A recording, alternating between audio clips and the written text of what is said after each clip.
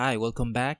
In this review, we will be looking at Roomba's latest entry-level option, the E5. I've been testing this robot for the past week, and I'm excited to share with you the results and much more. iRobot released the E5 to address some of the issues plaguing the older 600 series robots, one of which is the amount of hair that tangles on the main brush. So instead of reusing the traditional brushes, the Roomba E5 now has the same rollers found in the higher-end i-series models like the i3 and i7. These extractors don't require as much upkeep and surprisingly did well cleaning embedded sand on carpet, which I'll share later on. First, I'll quickly go through the features before moving to the pros and cons. Most of the upgrades with the E5 are cosmetic. The button interface is different from the 675 and 690, with 3 separate round buttons for the home, clean, and spot functions. The robot's size remains the same at 13 inches wide and 3.7 inches tall, so it will fit under furniture with at least 3.8 inches of clearance. The dustbin still loads from the rear, but the release latch is at a different location and pops out when you push.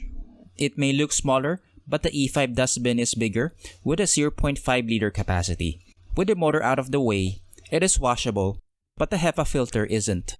Underneath, it has the same layout as the 600 series robots, but with one significant difference, the rollers. These rubber extractors are a huge upgrade, not only because it requires less maintenance, but it provides better agitation, which brings me to the pros section of this product. Despite the low airflow, the E5's ability to pick up debris is one of the best I've seen at this price point. It will make clean passes regardless of debris type.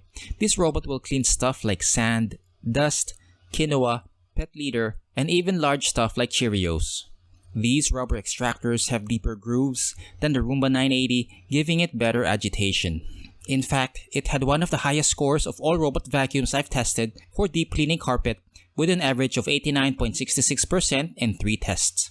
It's the best budget robot I've tested so far for cleaning embedded sand on mid-pile carpet. It's also great at cleaning sand on hard floors where it picked up a thick patch with one pass. Compared to more expensive robots like the S5 Max, the passes were cleaner. Again, the excellent design of the rubber extractors is the primary reason for this high score. However, extra large stuff like Fruit Loops could potentially clog this area before the dustbin and latch holding the extractors in place.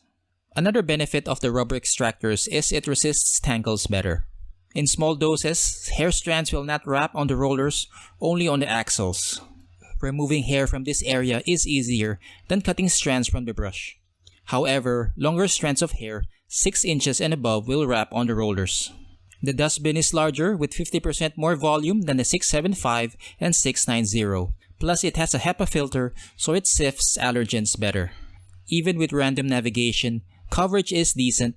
I scattered Quaker Oats all over the room, and the E5 picked up most of it, only missing spots on these areas. And it took 22 minutes to clean this 128 square foot zone. Climbability is decent as it went over rugs 0.5 and 0.8 inches tall. However, it had to approach the 0.8 inch rug at an angle to get over it.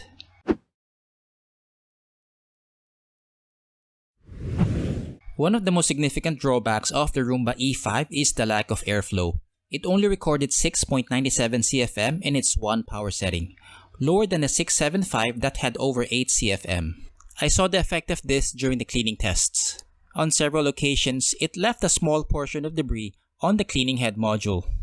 Granted, these tests are extreme and not likely what you'll encounter daily, but it's something worth pointing out if you have to use this robot to clean bigger messes. The next issue is the fast spinning side brush. It was one of my pet peeves with the 600 series robots, and the issue lingers in the E5. It's most prominent on hard surfaces where the side brush scatters debris to a larger zone. You'll encounter this issue to a lesser degree on carpet, but fibers provide more friction, so the spread isn't as wide. I was hoping for a better result in the hair tangle test with the rubber extractors, but it was below my expectations. After the 1 gram 5-inch test, hardly any hair wrapped on the rollers, but this much wrapped on the axles. With 7-inch hair, there are 3 possible outcomes: hair wrapping on a side brush, rollers, or axles. Another wrinkle I added to the test is weighing the amount of hair on the bin and brush. The E5 picked up 40% of hair after the 5-inch test and 30% after the 7-inch test. These aren't great numbers, but much better than the Roomba 675 and 690 where most of the hair wrapped on a brush roll. It tends to bump into obstacles hard. You'll see in this overhead shot the E5 pushing the alcohol dispenser towards the bunk bed. Unlike higher-end robots like the S5 Max that slow down, the Roomba E5 does not slow down as much, so there's a higher risk of scuffing furniture. Next, we'll look at the other facets of the E5 that are neither a pro or a con. First is the dustbin. I like that it's washable, has a decent capacity, a HEPA filter, and a more secure latch with a release tab. But emptying it is a bit more challenging than the 600 series because of the smaller opening. You'll need a wide trash bin to empty this to prevent unnecessary messes. While it can navigate around cramped zones decently, the Roomba E5 can get stuck on furniture like this office chair. I had to lift it for the robot vacuum to resume cleaning. If you have a chair like this, I suggest removing it before running this robot. This robot isn't absurdly loud, but it's not quiet either.